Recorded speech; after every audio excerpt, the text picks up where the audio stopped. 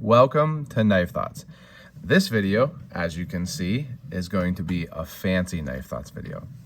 No, this video is going to be a comparison between these two knives, and this is a Sebenza 21 Insingo blade, and this is a Sebenza 31 drop point blade.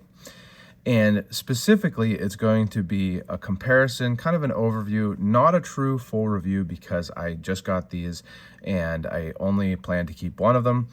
But my kind of first impressions as someone who is not very knowledgeable on Chris Reeve knives. So you might ask, well, why would you make a video on knives that you're not very knowledgeable on? And the reason is because I actually sometimes really enjoy watching videos from people who are not, I guess it's not even so much knowledgeable on the knives, but rather kind of steeped in them, collectors of them, however you want to say it. So for example, like GEC knives, I'm in it. I've been in it for a while. I know about them. I'm a fan of them. And I think that can really color your perspective on the knives. And I'm very sure that that's true for Chris Reeve knives, because there's a lot of people out there that do collect these knives and have really strong established opinions about them. And I think sometimes it's interesting to see the perspective of someone who doesn't have that strong established opinion, maybe, isn't aware of some of the, generalities or like generally accepted ideas surrounding the knives. And so that is me. I have had a couple Chris Reeve knives before. I believe I had a 21 in an Insingo blade previously. It was before I was keeping track of what knives I had. And I also had an Umnumzan. I'm not sure if I'm pronouncing it correctly, but I had those. It was when I was in college and definitely was not a reasonable financial choice at the time. So I didn't keep them. And speaking of that, these are very expensive knives. So the 21 is no longer made, but the 31 here ranges in the large variant, which these are both largest, from basically $500 and up. They get really, really expensive. This particular one, because it has the double thumb studs and is the gold hardware, was $530. So these are very, very expensive knives in my, from my perspective. I don't often buy knives over $200. $200 is not a hard limit for me.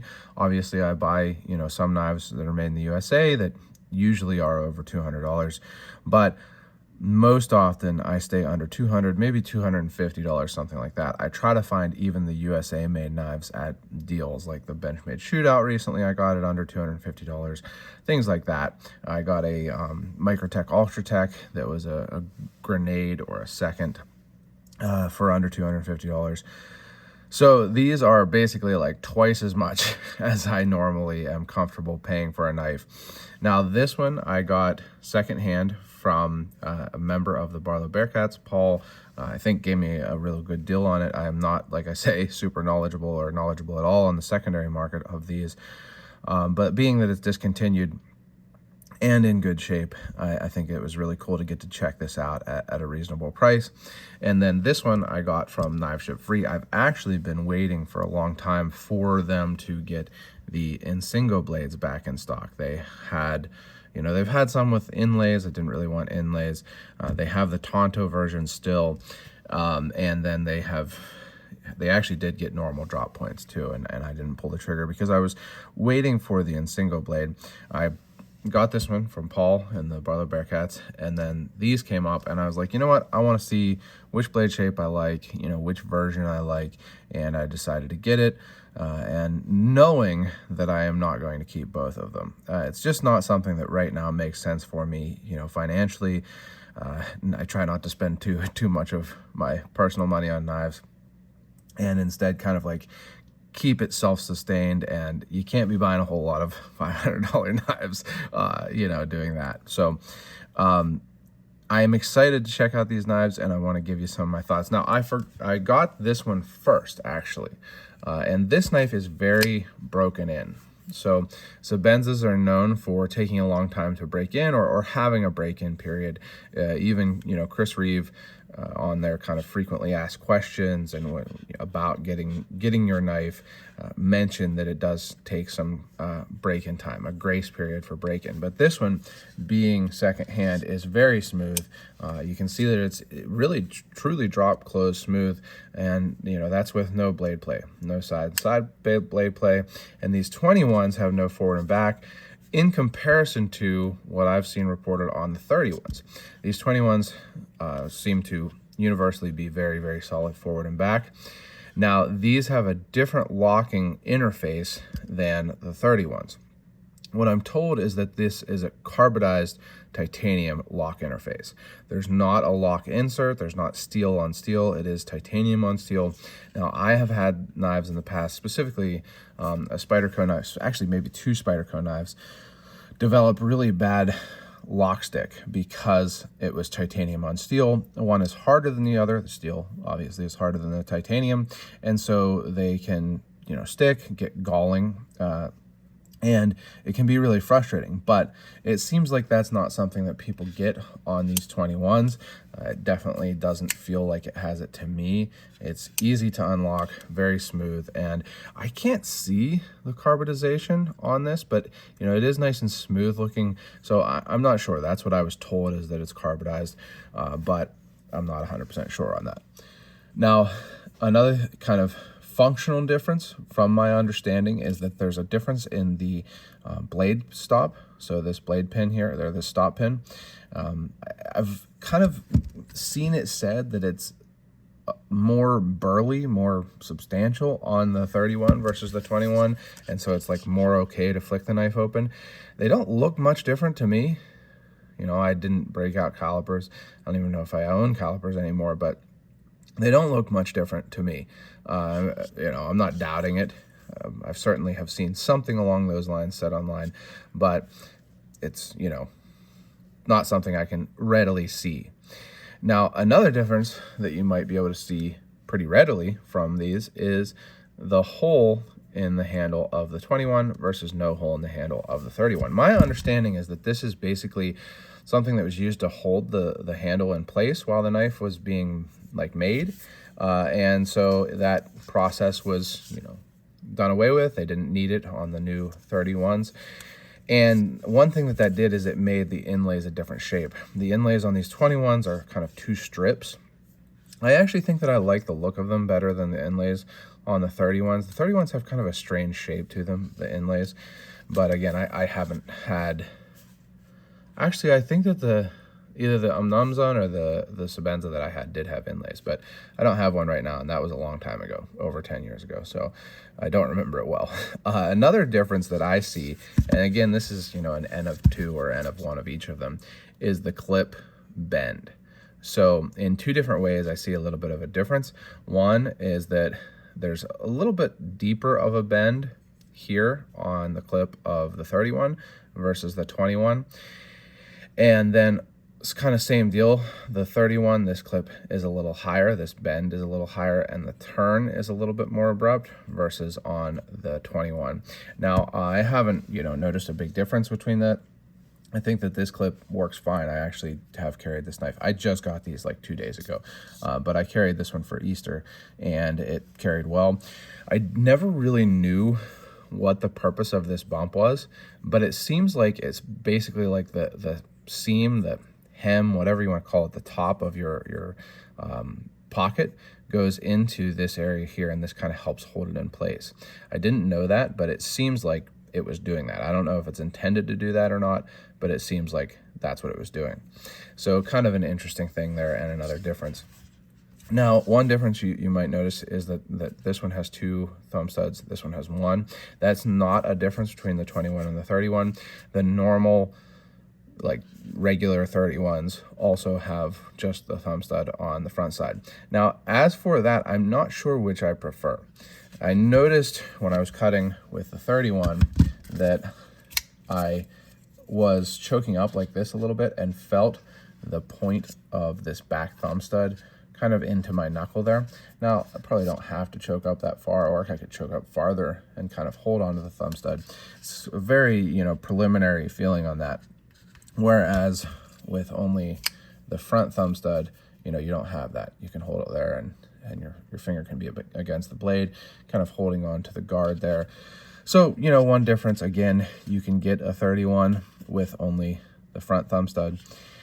Hard to tell, not a huge thing. Of course, most thumb stud knives do have a thumb stud on both sides. These are a little bit more conical, maybe is how I would say it, than a lot of thumb studs are. But one upside of the thumb stud on the back is that I actually can middle finger flick this, which is a surprise. You know, like I say, these are known for a big break-in period, even particularly from what I've read online, the 31. But I can middle finger flick this. You know, if somebody comes on here and says like, oh, you're going to hurt your knife doing that, I'll tell you what, if that hurts this $530 knife, that's not very, you know, that's not a good look for this $530 knife, because I middle finger flick $40 knives as hard as that with no problem. So, you know, make it stronger. Like I see people, I think more so for the 21s and the older Sebenzas, talking about, you know, don't flick them open and stuff. And then some people say that only means like if you really flick it with your wrist. It's hard to tell what the truth of it is, but basically if me doing that or that hurts this knife, that's a problem for this knife, not for me. But that was a little bit of an aside, you know, not a real kind of concern in my opinion. I can't imagine that it actually is going to hurt the knife, but you see people talk about that, and I don't really know what to make of it, other than that I'm not going to worry about it on this $530 knife if flicking it open is going to hurt it or not. I sure hope that it doesn't. But anyway, an upside of the double thumb studs, to get back on track, is that I can middle finger flick it. And speaking of the action, this knife, boy, it was very tight feeling when I first got it.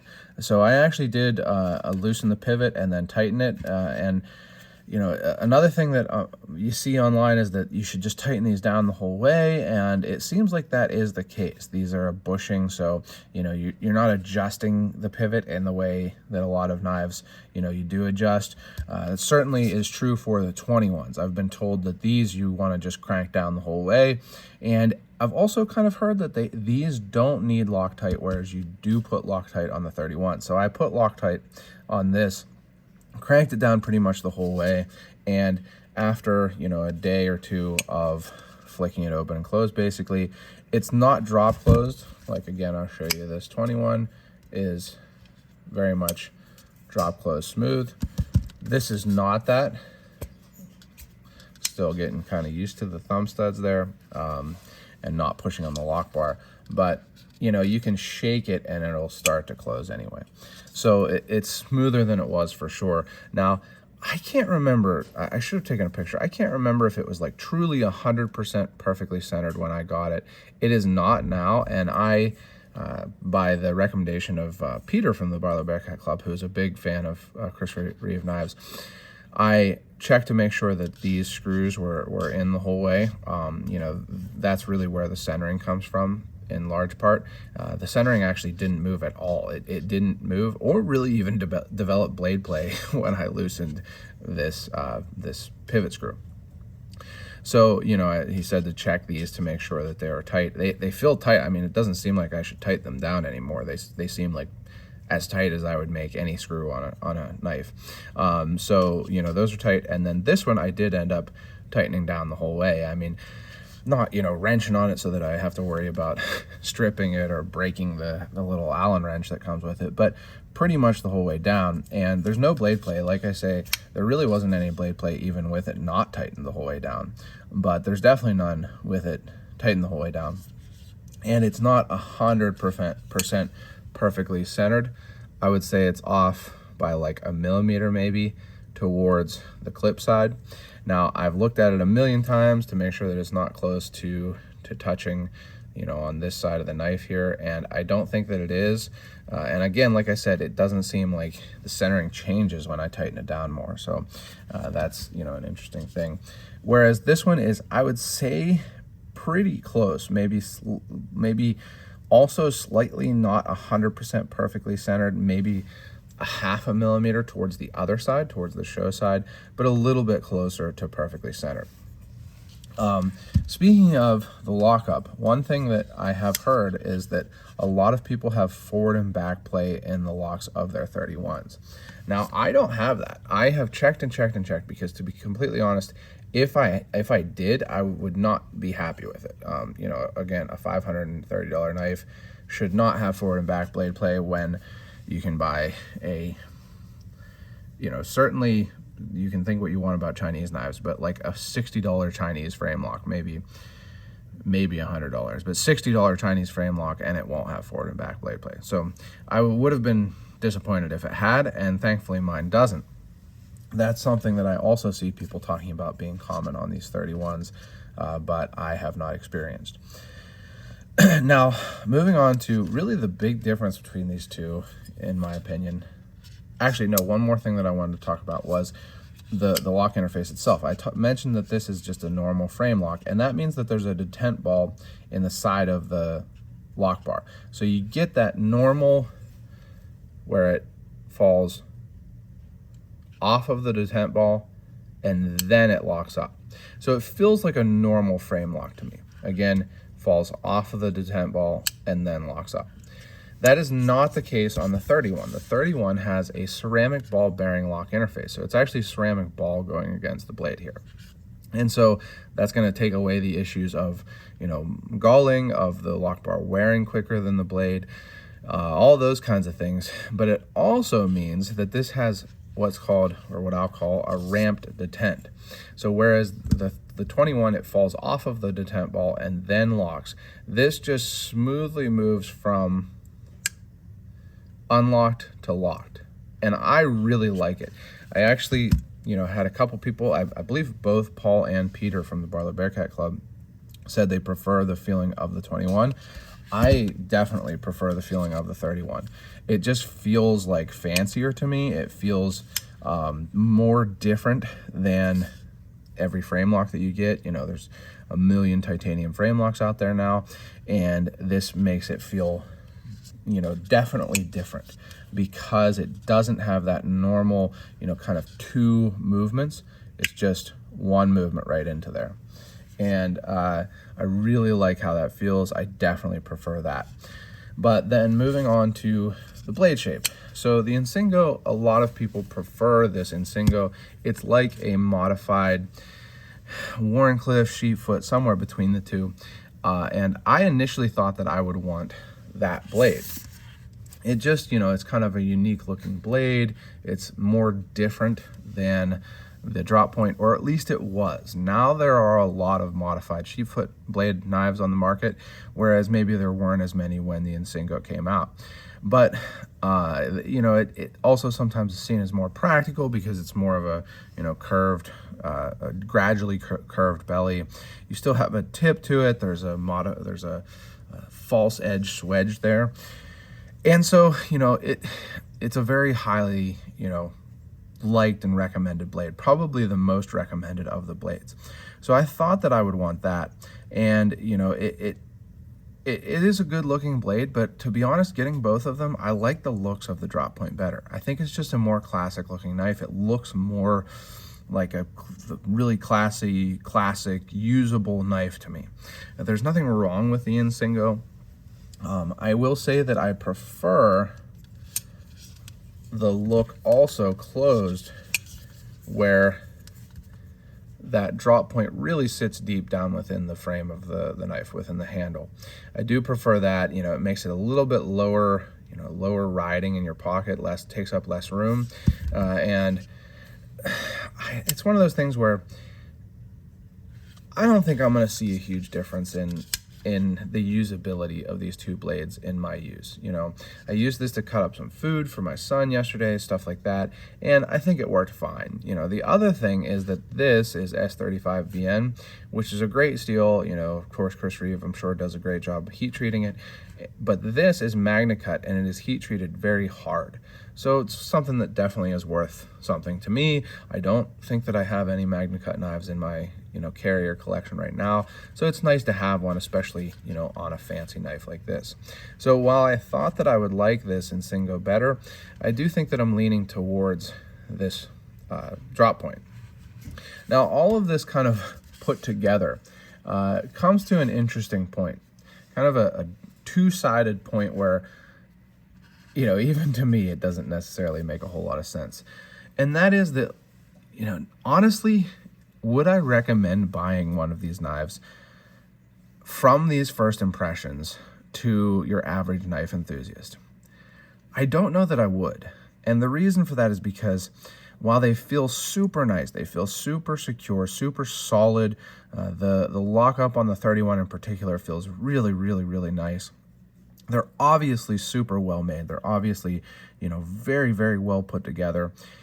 It's just a lot of money for something that you get a lot of that on a lot less expensive knives. Even if you want to stick with a USA made knife, you can get one for less than that and still get a lot of those same features. Really solid lockup, good steel, titanium frame lock, all of that for a good bit less, maybe $100, $200 less, something like that. Now, a lot of American-made knives are expensive now. It's kind of the other side of the conversation is that you can get knives made not in the USA that are really, really, really, really nice for a lot less. And so, it's one of those things where, do I think that I would recommend this unless you've had a lot of different knives and you don't want to get a whole bunch of knives? Maybe not. But that said, for me, I'm really happy to have these, and really I'm going to keep one of them in my collection. And that's because, I get to review a lot of knives. I love checking out all of these knives, and, it starts to accumulate, and really it feels like these are knives that it feels good to have one of, and, not necessarily need to have a million different knives. I think that you could get this knife and really not have to get a whole bunch of other knives. Have this be your everyday carry modern knife, and it's going to work great as a user. It's going to look great as a more gentleman knife, and kind of be one knife that you have. And honestly, as crazy as it seems to me, believe me, it does make me feel like getting other Chris Reeve knives. I have to say, it makes me feel like trying maybe a small Sebenza, and maybe even another Namzan. I probably won't, at least for a while, but it does kind of make me feel that way. So while I wouldn't necessarily recommend that any knife enthusiast get one of these, if it's something where, it works for you financially and you really want to, try the standard against which a lot of things are measured, then, I think that it's a really cool thing to check out. I have really enjoyed it. I'm going to put the 31 right back in my pocket and carry it with me today, and see how it breaks in and how I like it.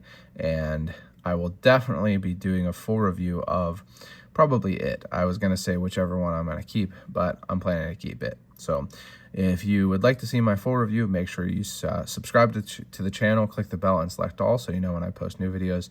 Check out my website, knifethoughts.com, where I post articles on knives like this and knife-related topics. And last but not least, as always, don't forget to go out and do good.